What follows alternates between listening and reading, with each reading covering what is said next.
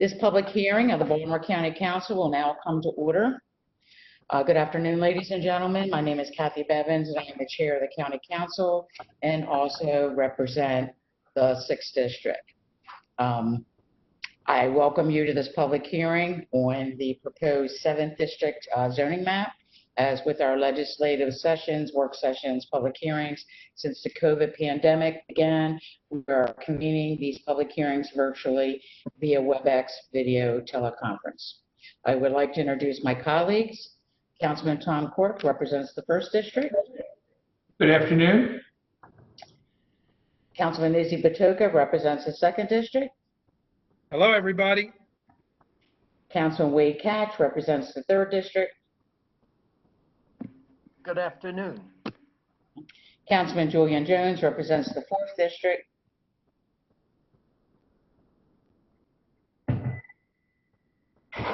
Julian, are you here? Yes, good afternoon. Okay. Councilman David Marks represents the 5th District. Good afternoon, everyone. And Councilman Todd Crandall, who represents the 7th District. Good afternoon. A copy of the recommended map and log of issues with planning board recommendations is posted on the county's website at www.baltimorecounty.md.gov/agencies/planning/CZMP. This hearing is one of 7 scheduled public hearings during the month of June concerning the proposed 2020 comprehensive zoning map. Tonight's hearing will be dealing exclusively with possible changes to the 7th District map as recommended to the County Council by the Planning Board. The hearing procedures before the County Council are posted on the virtual meeting page of the Council's website and on the Council's Facebook page, and are as follows. Anyone wishing to testify should have registered with the County Council in advance via email. Documents could also be attached to the email. The registration enables the council staff to recognize the person and unmute their microphone so that they can speak during the video hearing. Speaker registration via email commenced on today's date from 9 a.m. to 3 p.m. In order to testify, a person must join this WebEx event with an internet-capable device because it is not possible to identify a person who uses a phone only to listen in during the hearing. Each person testifying at the hearing will be given 3 minutes to speak. The purpose of the time limitation is not to restrict public input, but rather to ensure that everyone who has signed up to address us this evening has the opportunity to do so. The order of testimony will be based on the time a person's email was received for the hearing. Only persons who registered to testify via email will be permitted to speak. In fairness to everyone who properly registered, when a person has concluded their remarks, the host of the meeting, our council administrator, Chris Belcastro, will mute their microphone and the next person's name will be called and their microphone will be unmuted and will be asked to give their remarks. And the process will continue until all persons who registered to testify have had the opportunity to speak. In fairness to all persons and to expedite the meeting, it is requested that repetitive comments on the same issue not be given. If someone before you has represented very similar testimony, you may simply comment that your concerns have been previously raised and waive your time. Before we begin, Councilman Crandall, do you have any opening remarks? Thank you, Madam Chair. I do have a couple remarks, mostly thank yous to go out to various people. And first, I want to thank Doug Anderson on my staff, who's in attendance this afternoon. He has kept the CZMP process rolling in our office and kept us organized and has done a lot of communication with various stakeholders on the various issues that are presented to the 7th District in the CZMP process. Also want to thank the central staff, especially Chris Belcastro, and I think I can thank on behalf of the whole council. This is our last CZMP hearing, and Chris's ability to harness the WebEx technology and have these meetings go relatively smoothly is a credit to her. And we've had so few issues in the last 6 hearings technically, and things have gone smoothly. It's been as easy as Chris made it look. So Chris, thank you for your efforts on that. Also want to thank the planning board. This is a volunteer board that to address these issues throughout Baltimore County. So I wanted to thank the planning board for their effort on this. I also want to thank the planning department. Their job is not yet done. Folks, you have a couple more months. They've been very responsive to us, and we're working through some issues as we come to resolution on them. So I wanted to thank the planning department for their work. And then finally, wanted to thank the several hundred or couple hundred constituents who have weighed in on 7th District CZMP issues. I think we have 5 speakers today. I don't know if that number, I'm pretty sure that number is not indicative of the passion that that this community holds for itself, and I think the number of the amount of input that we've received from constituents throughout the district is a more appropriate indicator of how much people care and how important these decisions are. And I want to thank the speakers that have attended tonight. I want to and I look forward to hearing your remarks. Thank you, Madam Chair. Yep, thank you, Councilman Crandall. Ms. Belcastro, first speaker for this afternoon. Thank you, Madam Chair. Just want to point out, looking at our list of speakers for this evening, I do have some names that are not showing up on our attendee list. So for those who are listening in, if you have called in by phone, you cannot testify by calling in by phone. You have to get on using an internet-capable device. So I want to give people time, if they did call in by phone and they are signed up to testify, to log back on via the internet. Our first speaker this afternoon is Stephanie Williams, so I'm going to unmute her. Hello, my Yes. name is Stephanie Williams. Can you hear me? Yes, we can. You can begin your testimony. Okay. My name is Stephanie Williams. I'm from Fort Howard, and I pose issue 7-015. The Fort Howard Veterans Hospital grounds is a historic property that has always been used for military use. It was used in 1812. It was also used in 1912 for World War I. It was also used as the VA hospital, and I feel the property has better use as a rehabilitation center for our veterans, other than civilian homes costing $400,000 to $500,000 with veterans preference. I talked to Todd Crandall about 4 years ago about making a protected housing class for veterans, and he made a bill for the sole purpose of that property, and I'm going to keep him to his word that that's what it's going to be used for. Also, we lack infrastructure for the 5.5 acre of houses that the developer wants to put. Our streets aren't wide enough, which will cause lots of traffic. Also, all the water pipes will have to be expanded. And if we overcrowd our peninsula in the near future, Fort Howard could be in the Chesapeake Bay if it is over developed. So I do want to see a veterans only property development, and please keep this property a DR1. Thank you. Thank you, Dee. Next speaker, please. Our next speaker is Frank Winterling. Let me see if I can locate him. Do not have Mr. Winterling on here, so I will go to the next speaker, and that is Ann, I hope I say her name properly. Greisen? Very close, thank you. It's Gruchin. Ah, I'm used to it, no worries, thank you. sorry about that. You may begin your testimony. Well, and I have to apologize as well because I signed up for the wrong number. I actually meant to sign up, as the previous speaker spoke, for 0-15 as well, so that was my mistake too. So We'll correct that. Howard. And I do want to reiterate the lady's words, and just a quick synopsis. My name, again, is Ann Gritchen. I'm the Executive Director of Preservation Science of Baltimore County, and we're very supportive of the preservation of not only the historic buildings that are on the site, but the site and the landscape as well. We're very supportive of the Fort Howard Neighborhood Association proposal. I think Mr. Pappas is going to speak to that a little bit later.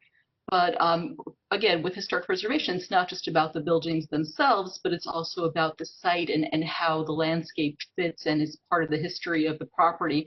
A lot of, actually I shouldn't say a lot of, but most of the institutional hospital buildings from the previous century or so were not only built in terms of to be aesthetically pleasing in terms of the buildings and to help with the facilitation for the rehabilitation of the patients, but also the landscape was inherently important as well.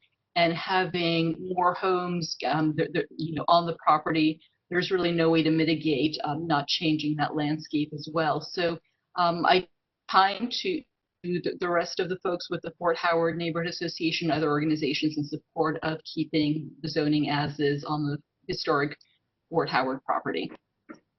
Thank you. Thank you for your testimony. Next speaker, please. Our next speaker is Herbert Burgunder. Mr. Burgunder? Mr. Burgunder? Might have to go back. Now, Mr. Burgunder?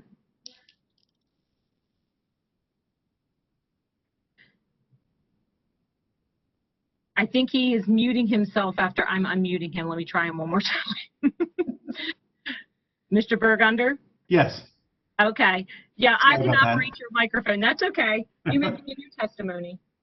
Thank you, Councilwoman Bevins, Madam Chair, Councilman Crandall. Herbert Burgunder on behalf of the owner of this property, F3 LLC, which is Paul Fraley. The property is presently split zoned between DR 3.5, as you can see, and BLR to the front. The property is primarily used as a warehouse. It's a long-standing warehouse. Our neighbor just to the right there is Business Major. That happened in the last rezoning. We would like this property to be rezoned to Business Major so that it is consistent with its long-time use. We actually, unfortunately, lost a tenant this year, a national company, who said that they could not get a use permit because the property was not zoned to permit a warehouse. So we would really like to make the property consistent with the long-standing use of this property as a warehouse. I did send in a modification to our request. We had originally requested that the entire property be changed to Business Major, but we've been working very closely with the neighborhood association, and they have requested, and I don't know if you could put up onto the screen the picture that I sent along with my email, but they have requested that they're supporting our change to Business Major for the warehouse and yards portion of the property, but they would like the forested and waterfront portion of the property to remain residential in DR 3.5, and we are in agreement with that request. So we would like to amend our request to split zone the property with the waterfront and forested portion to remain DR 3.5, but that the balance of the property from the forest edge to the street be changed to Business Major to make it consistent with the neighbor and with the current use of the property. Thank you for your testimony. Next speaker, please. Our next speaker is Scott Pappas. Okay. Mr. Pappas? Hi, how's everybody? I hope everybody's doing well, and thank you very much for this opportunity to speak to the panel. Very briefly, the only thing I really want to say is that in November of last year, 2019. Letters were sent to the Baltimore County Planning Department articulating Fort Howard Community Association and the Millers Island Edgemere Business Association's opposition to increasing the density at the VA property, Fort Howard VA property, from 1 house to 5.5. I just want to affirm that our opposition to that increase has not changed. If not, it's that much stronger. That was pretty much the statement I want to make. I also want to thank Mr. Crandall personally, okay, for his consistency, for his campaign promise, respecting the communities, okay, of the North Point Peninsula regarding this property. Thank you very much, Todd. And thank you for your testimony. Yes, ma'am. Thank you. Is that our last speaker, Ms. Belcastro? Well, Madam Chair, we had Frank Winterling, who did sign up to speak, but unfortunately, I cannot find him on our list of attendees. So I'm not sure if he was having technical problems, but that seems to be our last speaker today.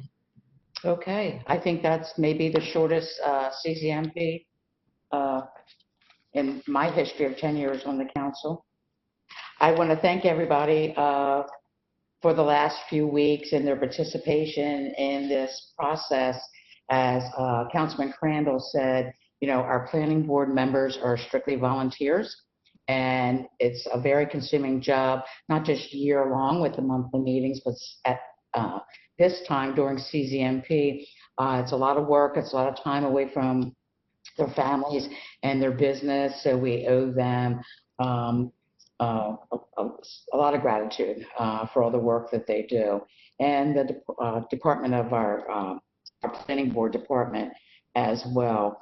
As you can see, these maps are very concise, and it's great that we've had the technology to post the map when the speaker is talking about a specific property. It's very helpful for all the members to see exactly what everybody's talking about.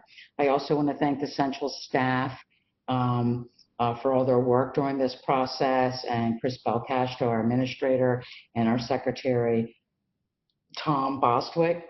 It's a very trying time normally without doing it virtually, and I think that we've been very successful at making sure that the public is a part of this, has been a part of this process along the way. Now the work starts. I know that there are a lot of council members like myself who visit all the properties. If they haven't done it by now, they visit the properties, they talk to the communities, they're talking to the owners and land use attorneys and wanting to know why they're requesting certain zoning on particular properties and how it would affect the communities in the future of each one of our districts combined for the rest of Baltimore County.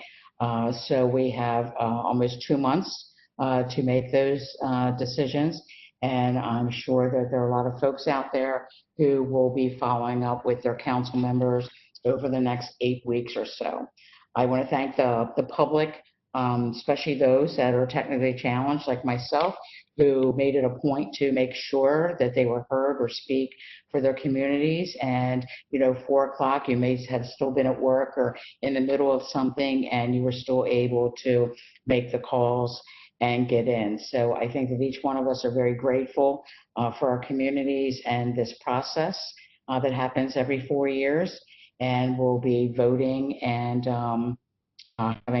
we don't know yet whether we will be in the public by that time or we will still be doing it virtually.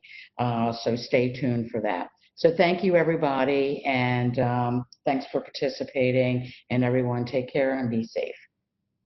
Good afternoon. Thank you, Madam Chair. You had something to say? I'm sorry. Missed or rescheduled, I guess, because of the COVID. And the rezoning that we're classifying, you guys have a good image of it there.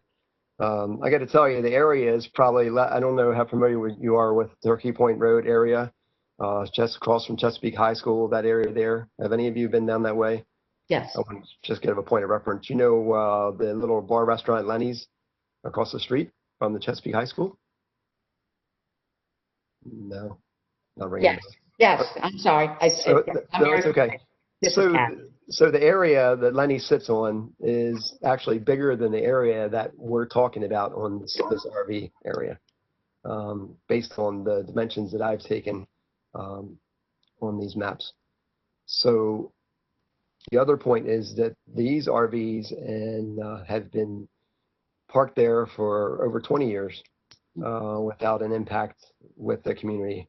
As a matter of fact, our club does probably more for the environment and the community than anybody, and that whole development and the associations that are adjoining or adjacent to that property. So I don't know why there's such an opposition on some of the neighborhoods unless somebody went and did a little promoting this to go against it for whatever reason. A lot of people don't even know this yacht club exists back there. So my point is that I don't believe it has an impact at all on if we rezone that smaller section to small business or business light. So anyway, that's all I have to say. A lot of letters were sent in. I don't know if you've received them. I know they were sent to Crandall and I think zoning as well. I didn't hear anything back, but I think others from our club and organization have sent them out as well. So. Okay.